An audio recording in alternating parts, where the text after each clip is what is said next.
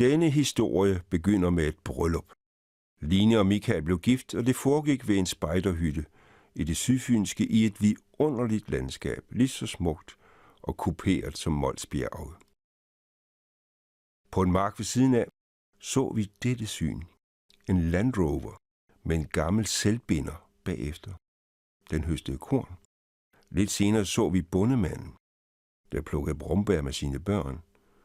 Og det var så usædvanligt et syn, at jeg tog kontakt og fik lov til at komme på besøg hos familien.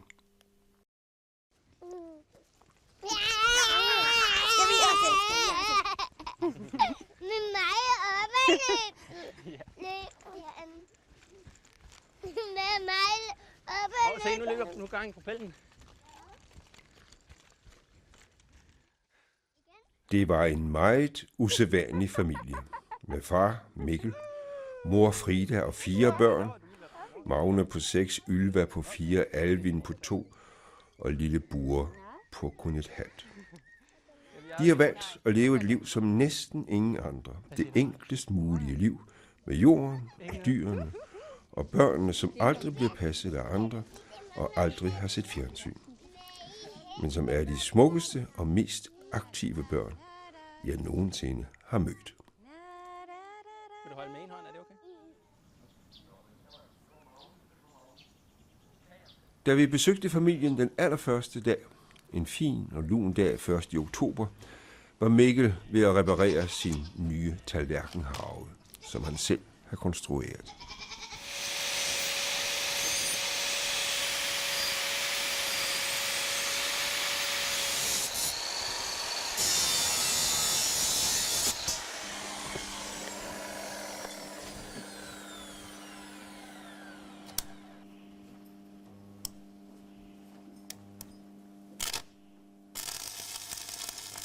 Børnene var omkring ham, for det er de altid. Alvin synes, det var mægtig spændende med svejseapparatet. Men han ved godt, at man ikke må kigge ind i svejseflammen, og derfor gjorde han det på denne måde.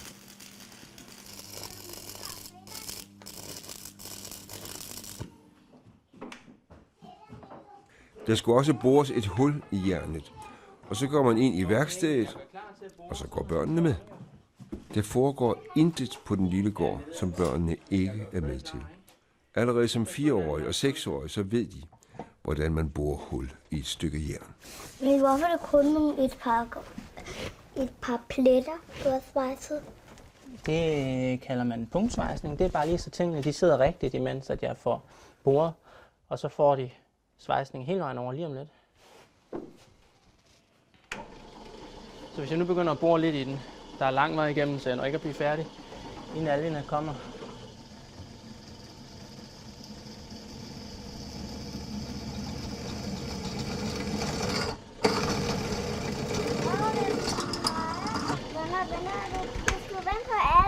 Jamen, jeg er ikke færdig. Der er et hul til. Er han på vej, Frida? Nej, desværre ikke. Han er gået selvsving. Så borer jeg bare færdig, ikke? Jo. Okay. Hvad har han gået i? I selvsving. Han vil ikke være med. Hvad er til. selvsving? Det er, når man bliver meget stædig.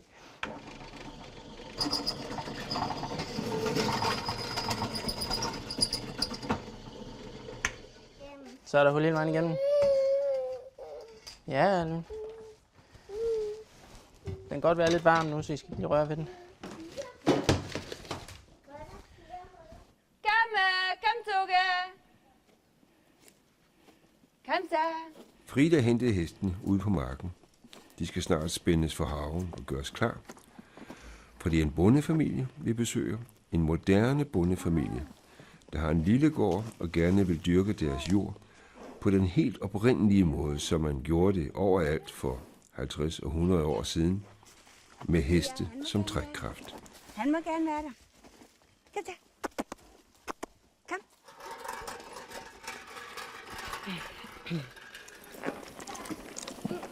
Derfor har de 4 heste, der er kørt til. Og Mikkel har brugt meget tid på at lære sig kunsten at styre et spand heste, der går foran et redskab i marken.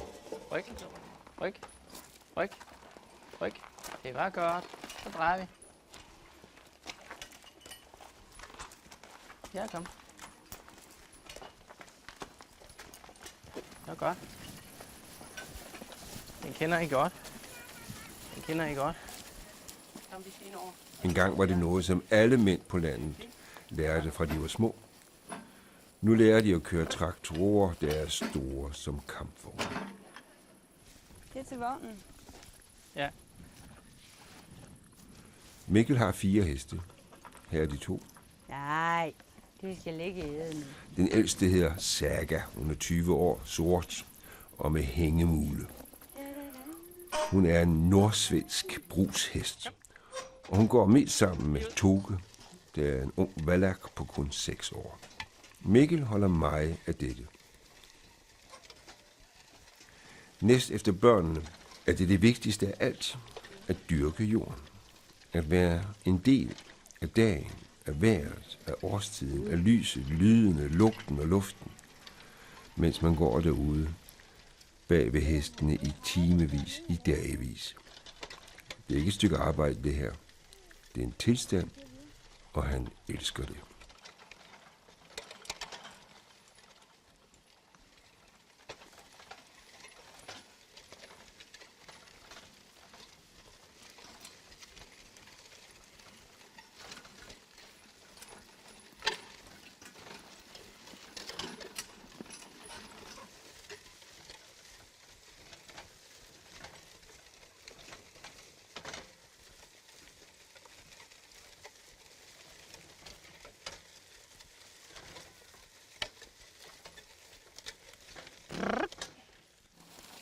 Skal tilbøren lige her? Det er okay.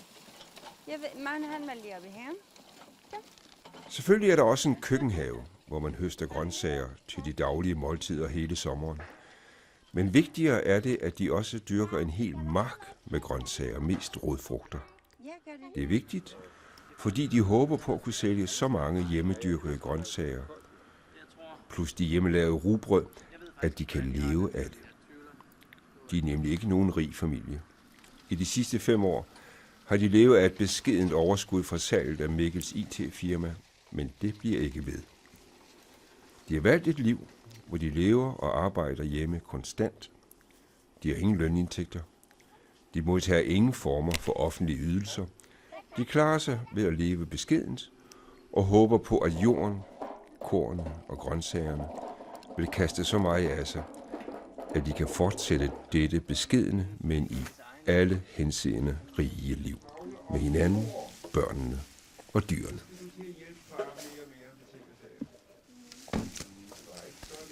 De dyrker korn til eget brug. Gamle kornsorter selvfølgelig. Ølandshvede og rug. Der er hentet et lille sidste læs på marken, som skal i hus nu. Og tænk, de har investeret i eget tærskeværk. Sådan en lille gammel sag, der kan lige så meget som en moderne, mega stor mejetærsker.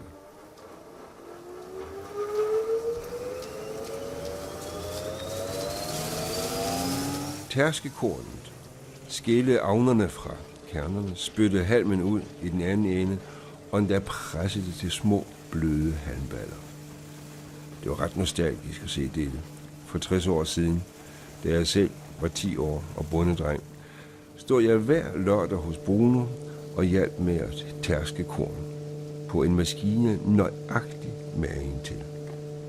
Eller som lille Alvin sagde med begejstret stemme, da vi skulle i gang: vi har fået et tærskeværk med presser.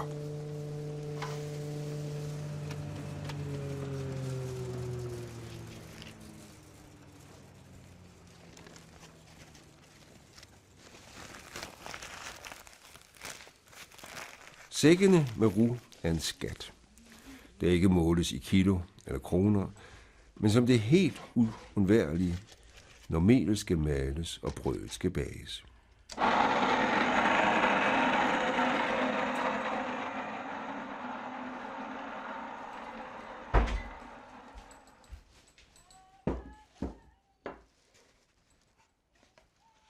Rugbrød er basisføde i familien, som det har været i Danmark i 100 af år, og der bages rugbrød hver uge, ofte så mange, at de også kan sælge på torvet i Svendborg.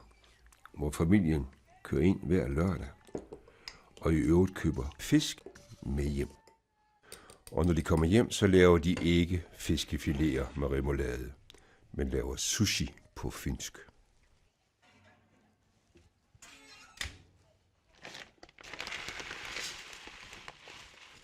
At bage rugbrød, det er ikke bare noget, man gør i denne familie. De har eksperimenteret med det i årevis. Med surdejen, med nøjagtigt den rette blanding af vand og kerne og mel, og med de optimale tider for hævning og efterhævning og bagning, der jo foregår i en moderne gasovn. Og så var det altså undervejs i bageprocessen, da Mikkel skulle smøre formene til brødet, at det blev tid til en lille snak om brødet og maden. Enten så skal man have noget olie, fedtstof, smør i, eller så skal man have bagepapir. Og ja, bagepapir er besværligt at putte i, og efter en bagning, så kan man bare smide det ud. Så noget smør her, det giver den sådan en helt speciel lækker overflade. Det er kun en gang imellem, hvis der er nogen, der er veganer, og der skal spise mad, så må vi bage et, hvor vi har brugt kokosolie i stedet for. Det hænger også nogenlunde fast. Det er nemmest med smør. Men I er ikke veganere? Vi er ikke veganere. I er heller ikke vegetarer? Vi er altædende. Vi spiser alt, hvad der er godt. Og det vil sige, alt, hvad der er lavet på en måde, så man kan smage kvaliteten i det. Vi har meget brug for kød, men måske kun en gang om måneden. På et tidspunkt så mangler vi det. Når vi så har fået det, så er det ligesom om, så har vi også fået det.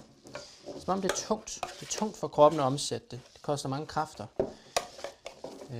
Så hvis vi gør det unødigt, så bliver vi også bare trætte og tunge. Men det er forskelligt, for jeg tror da også, der er mennesker, der har det anderledes, som har brug for mere kød, end vi har. Hvad med, nu spørger jeg, hvad med kage? Kage, det smager godt. Men hvor meget får I det? Altså, vi prøver at undgå at købe det. Når vi har perioder, hvor det er svært at nå det hele, og hvor man ikke når at komme ordentligt i seng, og hvor man bare skal yde, så kan vi jo blive nødt til at synde og køre ned i Brugsen og købe en god kvalitet. Økologisk chokolade for eksempel, eller sådan noget. Men vi prøver virkelig at undgå at købe kager, og så i stedet for lave kager selv. Men I laver kager? Jamen det gør vi. Det gør vi, men på et moderat niveau, synes jeg. Jeg synes, du skal prøve at smage nogle af Fridas kager. Der er nogle meget, meget lødige kager, som smager enormt godt. Men vi bruger lidt sukker. Vi bager altid med honning. Og så kan vi godt lide at undgå så meget honning, så kan man søde det med kokos i stedet for. Få noget, som både er sundt, men som også ligesom giver det der overskud, man synes, man har brug for, hvis man er træt. Hvad med børnene? Får de fredagsslik eller lørdagslik? Er det noget, det hedder det? Nej, de får absolut ingenting af det der overhovedet. Hvis vi bager nogle hjemmebagte ting, vi kan lave nogle lækre hjemmebagte ting, men de er ikke søde i klassisk forstand. De er måske søde, fordi der er nødder eller rosiner eller kokos i. Og det stiller de sig tilfreds med, fordi de har ikke lært, at det skal være sukkersødt. Og det betyder meget, når ikke du har lært, at det er sukkersødt, eller skal dufte parfumeret, eller ligne et eller andet insekt, eller hvad det nu er, slik kan ligne, så beder de ikke om det, og det stiller sig fuldt tilfreds med det andet. Så kan det da godt være, at vi kan finde på at spise chokolade, som børnene i øvrigt aldrig har fået. Men det er nu mere et praktisk behov. Altså de der dage, hvor man simpelthen ikke har energien, men man skal. Der er sådan en god kvalitet økochokolade. Det kan være nødvendigt. Så bilder vi os jo ind, at det kun er derfor, og ikke fordi, at vi også bare har lyst.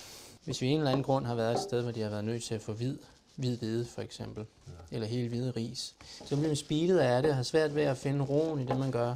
Svært ved at slappe af. Det dur ikke. Det var faktisk sjovt. Da jeg var lille, der var jeg allergisk på for sukker og mælk, så jeg fik det aldrig. Jeg smagte det først, da jeg var teenager. Almindelig slik. Og der kunne jeg ikke lide det. Jeg synes, det smagte decideret dårligt. Cola. Jeg synes, det var ægelt.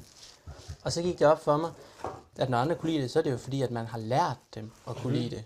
Det er ikke naturligt. Og så tænkte jeg, hvorfor skal man da så lære dem det? Det er jo bare en last, så der er jo ikke noget galt med at have laster. Men der er måske ingen grund til at opdrage folk til at have laster, hvis de ikke har bedt om det.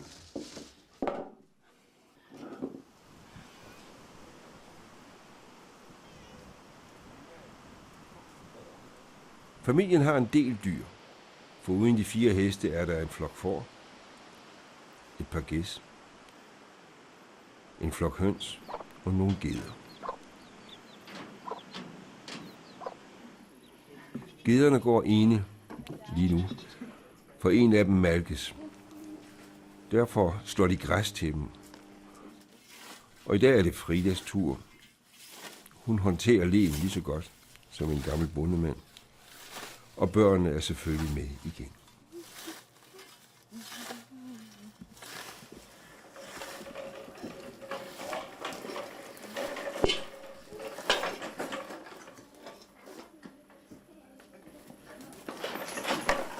Hej venner.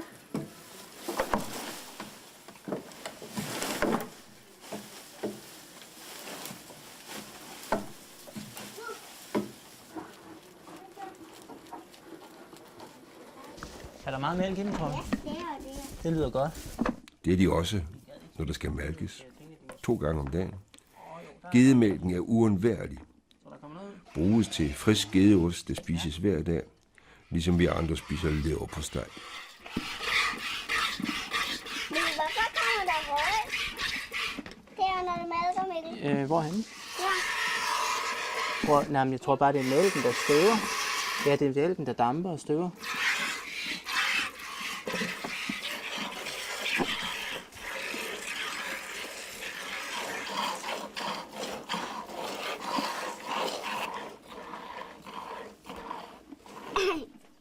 Kan det så være ordentligt?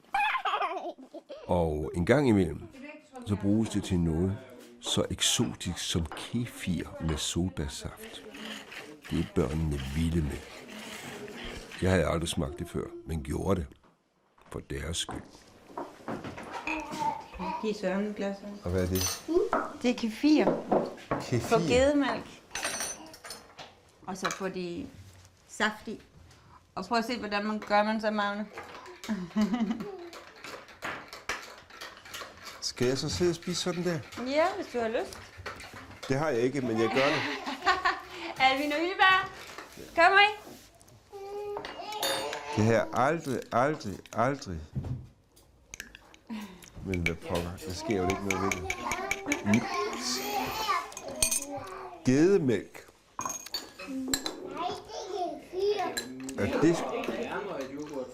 At det skulle overgå mig. Så fik man prøve det. At drikke kefir. Det er noget andet end kaffe. Bagefter fik jeg også lov til at være med til at lave most, æblemost og pæremost. Far og mor havde travlt med andre ting, men pyt med det. Magne og Ylva har prøvet det før og vidste alt om, hvordan man gør. Sådan.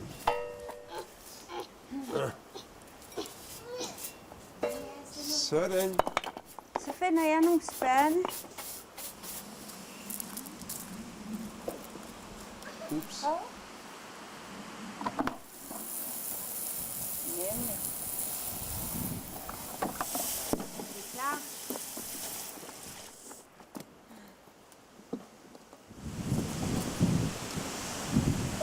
Så skal den ned der, og så under der.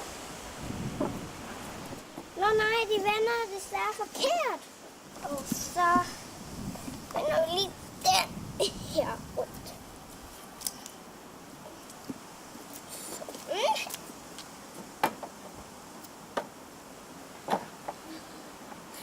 Lad os se, om det passer nu. Det er noget andet end Lego, det der, hva'? Nej, det er ikke Lego. Ved I godt, hvad Lego er? Ja, Har I noget? ja. Nå. Men vi har tænkt på at smide det ud. Nå. Fordi Det er plastik-Lego. Og plastik-Lego, det er altså ikke så godt. Det gider vi ikke have. Nå, skal den også i? Ja. Det er den mosten er nu.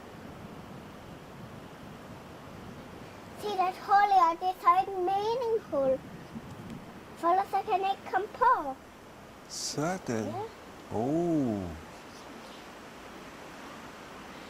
Indtil videre, så sætter vi lige ud over, så det ikke falder ned der. Sådan. Og hvad så? Så bliver det spændende.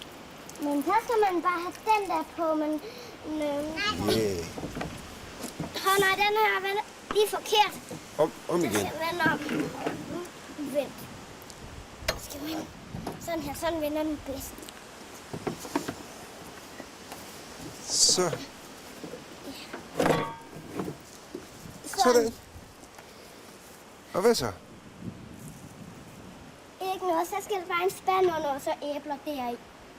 Nå, så skal de kværnes i den. Hvor er det godt. Og så skal vi jo lave mor. Hvad var den så et spand der til? Det putter vi pulten op i bagefter, når vi er helt færdige. Pære og æbler, det her.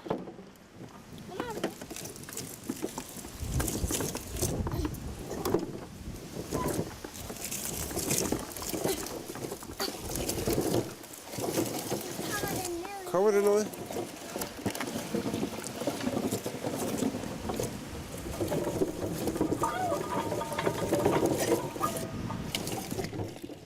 Man må i hvert fald ikke stikke hænderne ned, når den kører, vel? Nej. Så lang tid. Ja,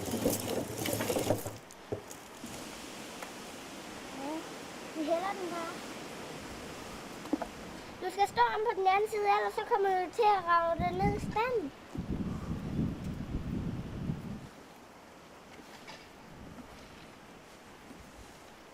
Den tak. Ja. Godt. Det var den første portion. Ja, og nu skal vi til at presse. Nu skal vi til at presse igen.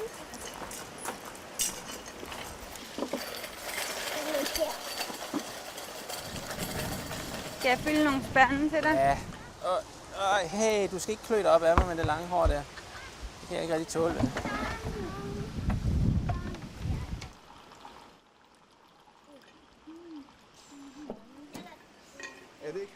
Er det noget for mig? Ja, vi skal derop.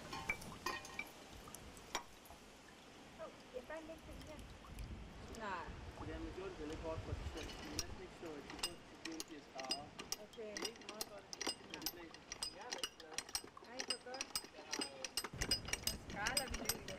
Nå, nu presser den nedad. Nå, hvor er det smart. Har I smagt? Nej, nu. Jeg kan tage et glas. Vil jeg få dig? Det var selvfølgelig det bedste. At da den friskpressede saft begyndte at strømme, blev Ylva så glad, at hun omgående begyndte at bælge i sig. Og ikke nok med det, alle vi andre skulle også smage.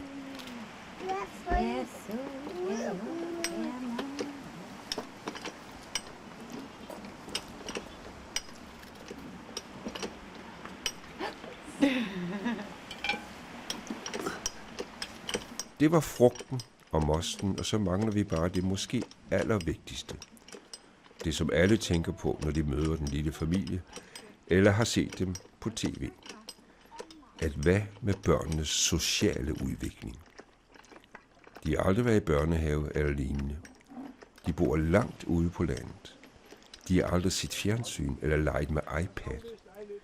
De lever et ufatteligt aktivt og kreativt liv på gården, hver dag, hele året. Men hvad sker der med dem på længere sigt? Det tænker Mikkel og Frida meget over, og det skal blive Mikkels sidste ord i denne omgang. Der er ligesom nogle faser i børns liv. Og den første fase, der skal de simpelthen have en basis, der er så stærk, at det ikke er så vigtigt, hvad der sker derefter. De skal have en tryghed og en sundhed, som bare er afgørende. Og så tror jeg, at hvis de har den base, så vil de ikke i særlig høj grad heller søge ting, som måske er ekstreme, eller som ikke er så godt for dem. Det er i hvert fald sådan også lidt min egen oplevelse hjemmefra. Altså man kan sige, skal de bruge selskab 5 dage om ugen i så mange timer hele tiden? Er det noget, de har godt af? De har jo noget socialt, og der vil jeg så sige, at vi vil jo da gerne, det er jo ikke fordi, de ikke må lege med andre, det vil vi jo gerne have. Altså vi prøver jo, så vidt muligt at finde folk, som de møder og ser en gang imellem, så de får en eller anden form for social input. Fordi det har de selvfølgelig et eller andet behov for.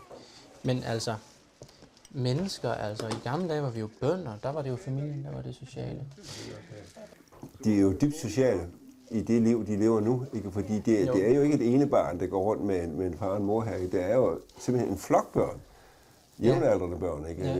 Vi kan jo se, hvordan de laver alting sammen, ikke? Jamen det gør de, og vi sørger jo også for, at det er jo klart, at det er jo ikke et venstrehåndsarbejde at være forælder. Vi skal hele tiden holde øje med at se, om er der nogen, der har særlige behov, og så skal vi sørge for at få opfyldt de behov.